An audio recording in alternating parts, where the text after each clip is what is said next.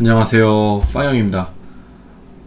오늘은 프리랜서에 대해서 한번 알아보려고 합니다. 사회의 첫 프로그래머로 발을 들이기 전에 제일 궁금한 게 정규직으로 취업을 할 것이냐 아니면 프리랜서를 할 것이냐에 대한 얘기를 들어요.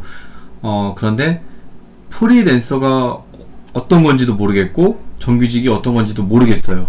그런데 프리랜서를 하면은 돈을 많이 번다라는 얘기는 들어요.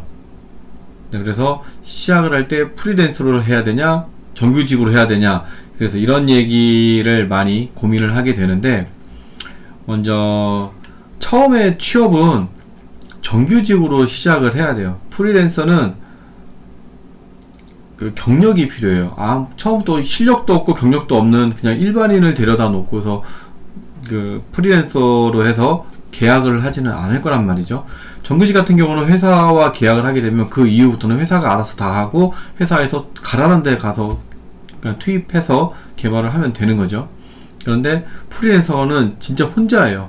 쉽게 얘기하면 사업자 등록증이 있을 수도 있고 없을 수도 있는데, 있든 없든 그때부터는 근로자가 아니라 사업자의 입장으로 일을 하게 되는 거예요. 그러니까 그거를 잘 기억을 해둬야 될 거예요. 근로자가 아니에요. 근로자가 아니라 사업자로서 일을 하는 거예요. 쉽게 얘기하면 사장이라고 생각하시면 돼요. 그럼 딱 처음에 정규직으로 취업을 하느냐 프리랜서로 하느냐에 대한 얘기를 듣고 나서 프리랜서가 급여가 높다라는 얘기를 들어요. 그러면은 대부분이 프리랜서를 하고 싶어 하죠. 그 얘기만 들었을 때. 그런데 정규직을 처음에는 다 가라고 하죠. 정규직을 가서 경력을 1년, 2년 쌓고 난 다음에 자기가 실력이 있다라고 하면 프리랜서를 하라고 해요. 네, 그런 얘기를 그렇게 많이 들었을 거예요. 그런데 프리랜서는 정말 혼자예요. 혼자. 정규직은 고참도 있고 부하 직원도 있고 사장님도 있고 영업도 있고 다 해서 아군이 많다는 거죠. 그런데 프리랜서는 혼자예요. 혼자 일도 직접 프로젝트를 따내는 건 아니고, 프로젝트에 들어가기 위해서 사람이 필요로 하는 곳에 면접을 보고 자신을 알리고 해야 돼요. 그래야지 계약서를 쓰고 그 프로젝트에 투입이 돼서 개발을 할 수가 있게 되는 거죠. 그런데 실력이 없고 그냥 학원을 나왔다든가 아니면 대학을 졸업하고 나서 프리랜서로 뭐 하려고 하면 할 수는 있어요. 그런데 이런 사람들은 대부분 면접에서 다 떨어져요. 그런데 면접에서 다 떨어지는데 붙는 곳이 있어요. 그런 곳이 어떤 곳이냐면은 사람 장사하는 곳이에요. 인력 소싱한다라고도 얘기를 하는데, 인력 소싱하는 곳에 가면 일단 경력이 없잖아요. 경력이 없고 실력은 학원에서 배운 수준인데, 저는 그 학원이나 대학에서 배운 수준을 대체적으로 이제는 아카데미 수준, 아카데미 레벨이라고 이렇게 얘기를 많이 하는데, 실무 경험도 없는 상태에서 가벼운 게시판이라든가 쇼핑몰 요런 정도 한번 만들고 난 다음에 바로 그 취업을 하게 되면 아무것도 할 수가 없거든요. 그런데 그 실력으로 받아주면 그 업체에서는 어떻게 하냐 하면은 경력을 3년차로 뻥튀기를 하게 됩니다. 뻥튀기를 하고 그 3년차 개발자를 필요로 하는 사람들 그 프로젝트에 투입을 시켜요. 그 뒷일은 모르겠어요. 왜냐면 그 사람들은 IT 전문가가 아니에요. 그렇기 때문에 가서 고생하는 사람은 프로그래머예요. 지금 여기서 얘기하는 건 이제는 초년생들이죠. 초년생들이 들어가서 정말 많은 고생을 하고, 그리고 뭐 여기저기에다가 힘들어요 이런 글도 많이 쓸 거고요. 그러다 보면은 이 프로젝트 철수하려고 하는데 뭐 위약금을 물어야 된다 뭐 이런 얘기도 하고 막 그래요. 그래서 좀 프리랜서를 하기 전에 앞에 얘기했듯이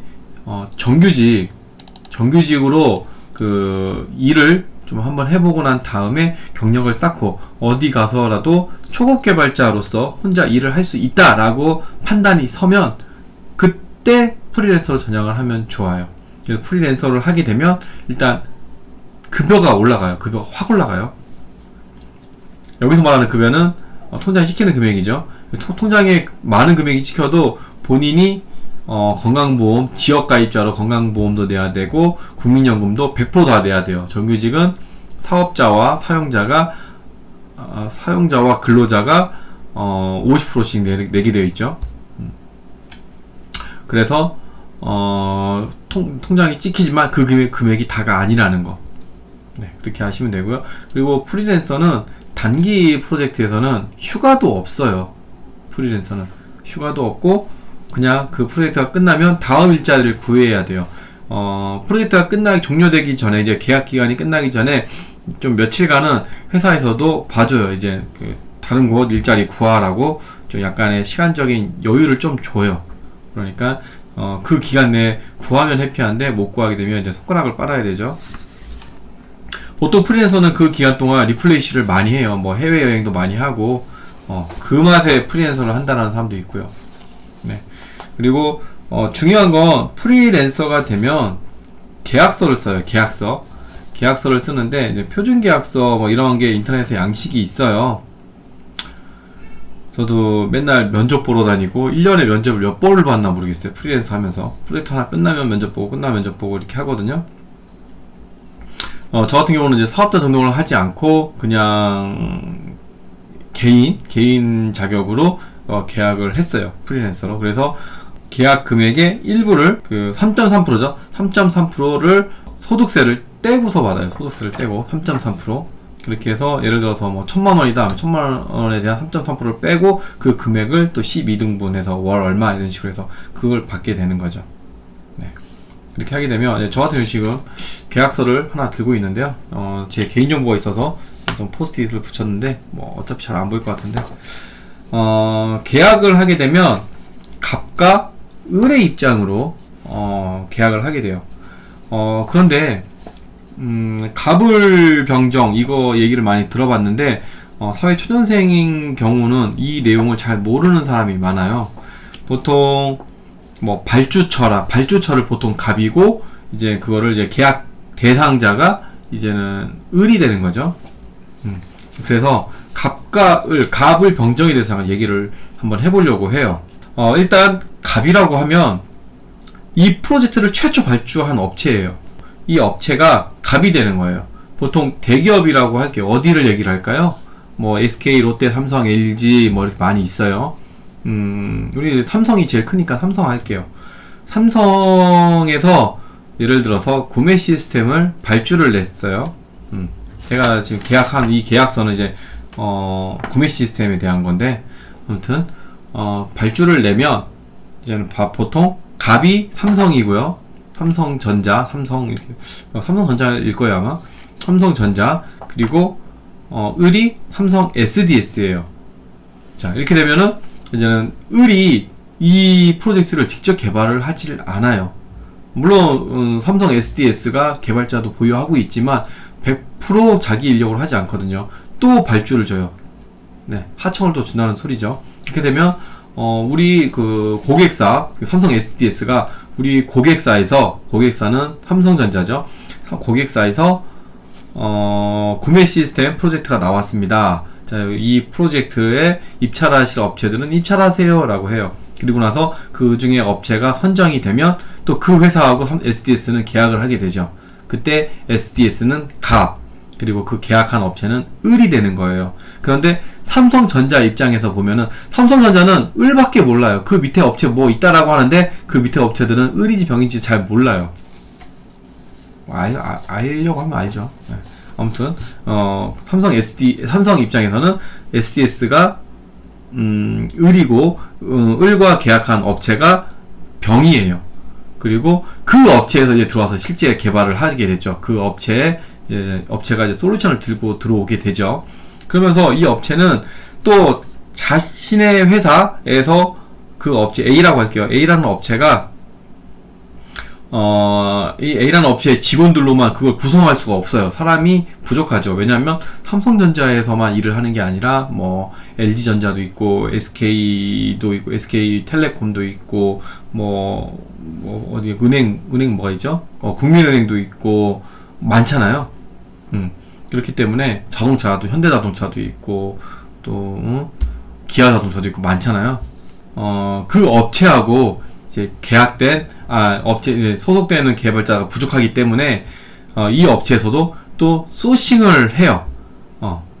근데 이 소싱하는 업체들은 그러니까 자기가 이제 그 A라는 업체가 직접 사람들을 프리랜서를 소싱을 할 수도 있지만 또 그 A라는 업체도 파트너 회사들이 있어요. 인력 소싱해주는. 그래서 그 업체와도 계속 유대관계를 맺어야 되기 때문에 일을 계속 주게 되는 거죠. 소싱 하라고. 그러면 그 업체가 줘요. 그럼 그 업체를 B라고 할게요. 그러면 갑을병 정이 된 거예요.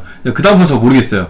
외웠는데 머리가 아파서 외워지지가 않는데 아무튼 그렇게 되면은 그 다음부터 1, 2, 3, 4라고 할게요. 그 다음에 그 소싱하는 업체에서는 이 업체는 원래 직원이 있을 수도 있지만 없을 수도 있어요. 이 업체에서는 프리랜서들을 모집을 하게 되는 거죠. 알아보게 연락을 하게 되는 거예요. 자기들이 갖고 있는 데이터베이스를 막 뒤져가지고 연락을 해요. 그래서 언제 어디에 면접이 있다. 그래서 면접 보자라고 해요. 그리고 나서 면접 보면서 이제는 당연히 프리랜서는 금액을 묻게 되죠. 이거 얼마짜리냐 물어봐요. 그러면은 그 B라는 회사는 이렇게 얘기를 하죠. 얼마에 하고 싶습니까? 제시하세요 라고 해요. 이렇게 했을 때 이 프리랜서는 평상시에 받던 금액을 자기 알려주게 되죠. 여기서 밀당이 약간 좀 필요해요. 거기서 진짜 양심껏 수수료 빼고 넘겨줘야 되는데 그렇게 안 하는 회사들이 많거든요. 그래서 제시를 했을 때 이 업체가 그 B라는 업체가 생각보다 적게 부르네 바로 채용을 하게 되는 거죠. 그렇게 해서 들어가게 돼요. 그리고 그 프리랜서는 을이고 그 B라는 업체가 갑이 되는 거예요. 그래서 갑을 되는데 처음부터 보면은 갑을 병정에서 딱 지나가게 되는 거죠. 그리고 제가 또 이 표준계약서 말고 또 다른 계약서가 하나 더 있는데, 또 다른 계약서가 있는데, 이 계약서는 지식거래 서비스 계약이라고 되어 있어요. 갑 수요자, 을 공급자, 병 지식거래 전문회사라고 해가지고 3자 계약이 된 게 있어요. 개인정보가 있어가지고 좀 계약 금액도 있고 해서 좀 잘라서 보여드릴게요. 이렇게 해서 있어요. 하나, 둘, 셋. 그래가지고 이렇게 3자 거래 계약도 하는 게 있고요. 그리고 자세히 보시면 알겠지만 다 도장이 다 찍혀 있어요. 찍혀 있고 자, 이쪽 부분 같은 경우에는 이렇게 여러 부가 이렇게 있어요. 이게 3자 계약이기 때문에 도장이 3개예요. 제도장 하나 있어요. 이런 식으로 3개 있고 각 장마다 조작되지 않는다고 해서 도장을 이렇게 찍어요.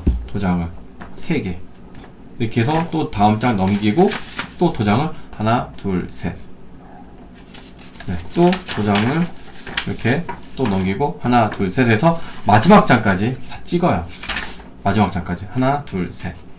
이렇게 해서 총 3자 계약이니까 총 3부를 만들어서 이렇게 양쪽에 딱딱딱딱딱 해서 이렇게 딱 돼가지고 이 중간에 이것과 이거는 같이 계약 당시에 썼던 계약서다라고 해서 딱 다른 거 오면은 티나게 딱 이렇게 해서 계약서를 작성을 하게 됩니다. 혹시 프리랜서가 되고 싶으신 분은 도장 꼭 준비를 하셔야 돼요. 저기다 지장을 할 수도 있는데 좀 지장 모양 빠지잖아요. 어차피 딱히 중요한 건 계약 당시에 중요하죠. 거의 이거대로 이행을 할 거기 때문에 물론 실력이 뒷받침되어야 합니다.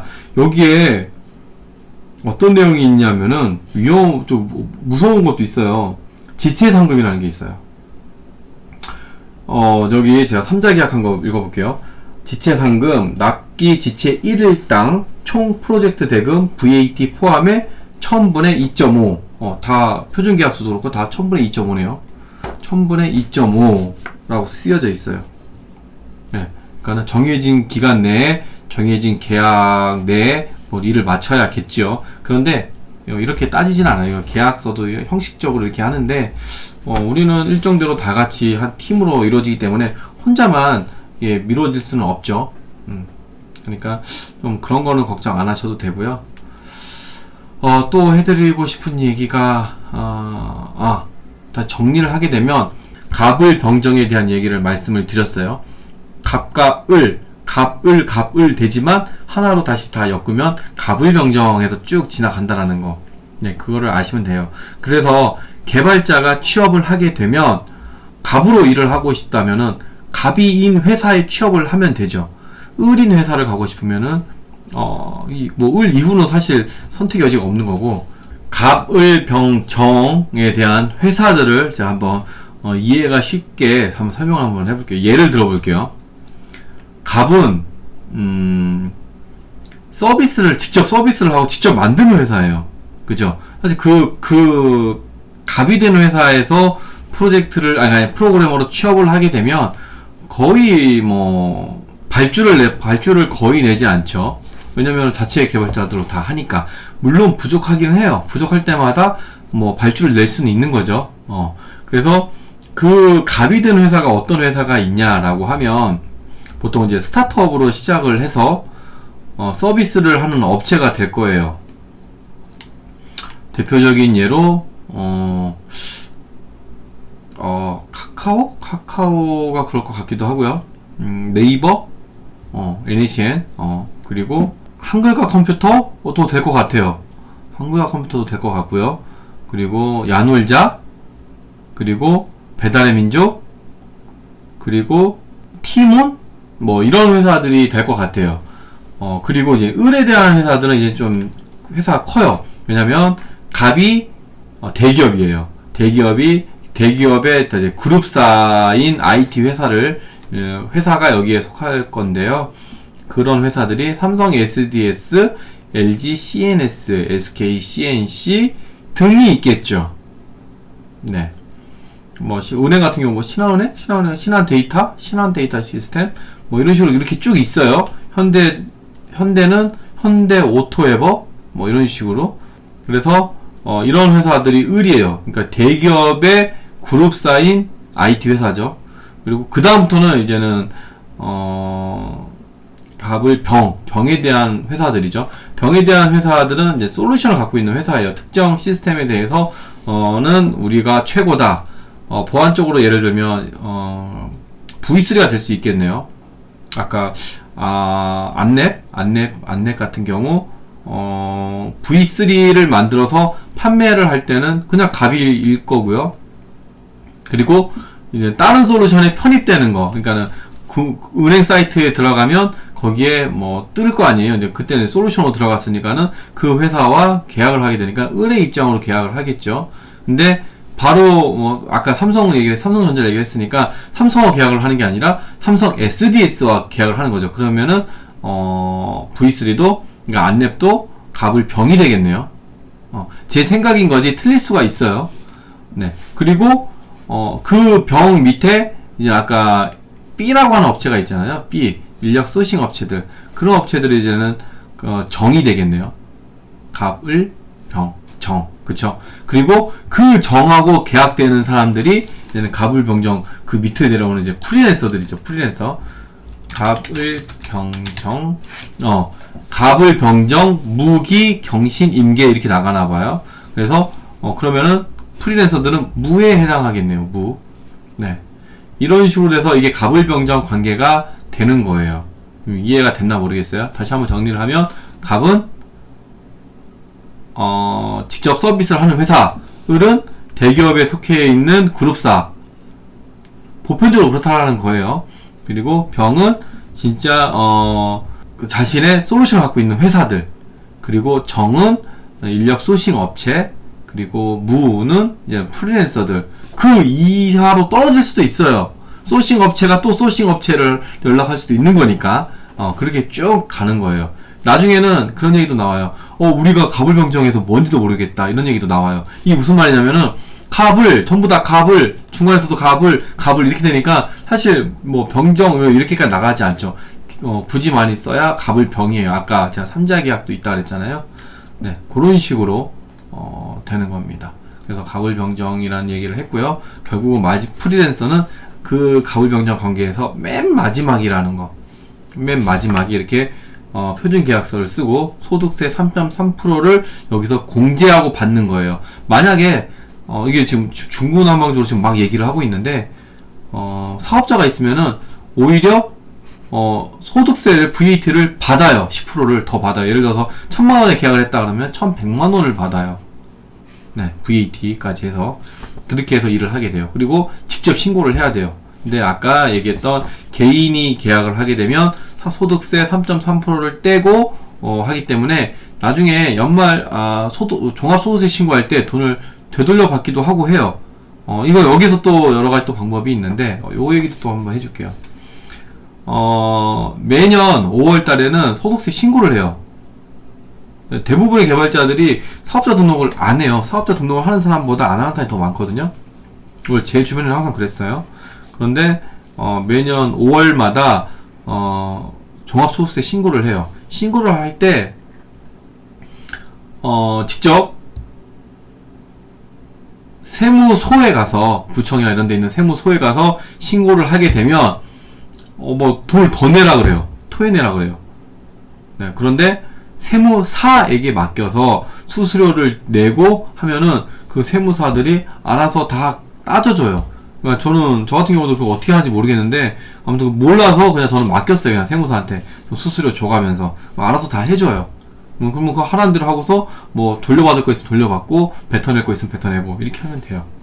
네, 그래서 프리랜서를 하게 되면 가을 병정의 맨 마지막 단계이고, 사업자 등록이 있을 수도 있고 없을 수도 있고, 사업자 등록이 있으면은 계약 금액이 10%를 더 받는 거고, 물론 10%를 더 받는 만큼 자신이 종합소득세 신고할 때 직접 신고를 해야 되는 거고, 만약에 사업자 등록 안 했으면은 3.3%를 떼고 나서 그 뗀 업체, 그러니까 계약한 그 업체 그 갑인 회사에서 소득세 신고를 해요. 우리는 나중에 그거를 뭐 환급을 받을 수도 있고요.